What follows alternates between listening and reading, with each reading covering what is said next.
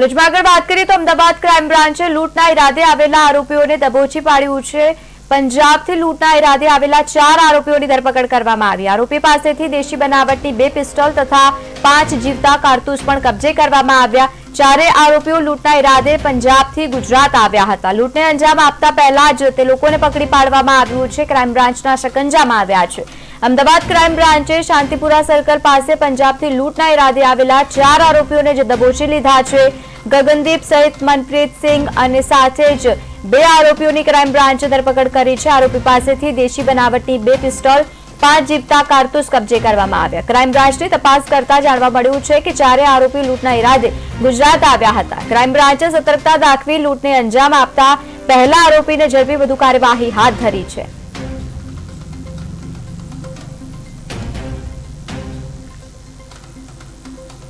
આરોપી મનપ્રીત સિંહ અને પ્રભજોત સિંહ અગાઉ અમદાવાદ શહેરના ચાણક્યપુરી વિસ્તારમાં ક્રેન ચલાવવાનું કામકાજ કરતા હતા અને 2 થી 3 વર્ષ અમદાવાદ શહેરમાં કામ કર્યા બાદ ગયા વર્ષે જાન્યુઆરી મહિનામાં તેમને અમદાવાદ છોડી દીધેલું।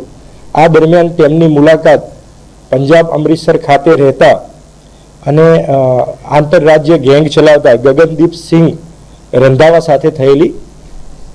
તેમની મુલાકાત દરમિયાન બંને આરોપી તેમના સંપર્કમાં આવતા તેમને અમદાવાદ શહેરની અંદર કોઈ આંગળીયા પેઢીમાં અથવા અન્ય કોઈ જગ્યાએ મોટી લૂંટ અને મોટી ચોરી કરવાના ઈરાદે ગઈકાલ સાંજે ટ્રેન મારફતે અમૃતસરથી સરખેજ વિસ્તારમાં આવેલા, જ્યાં ક્રાઇમ બ્રાન્ચને બાતમી મળતા શાંતિપુરા સર્કલથી 4 આરોપીની ધરપકડ કરવામાં આવેલી।